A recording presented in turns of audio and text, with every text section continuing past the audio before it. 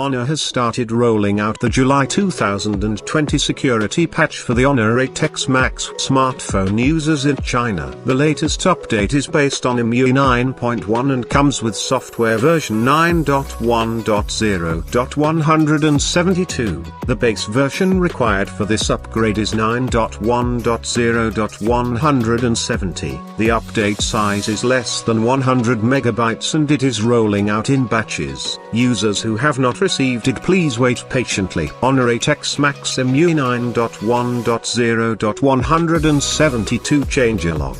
Models: Honor 8X Max, ARRAY-L00, ARRAY-L10 and RT-L00. Security integrates Android security patches released in July 2020 for improved system security. How to update: open your settings and go to System and Update section. If update already came there, then simply update it. If you using HiCare app, then open it and look for the Service tab. You would find the Update section. Simply update it from there. That's it from this video. Keep visiting us for tech, gaming and tutorial videos.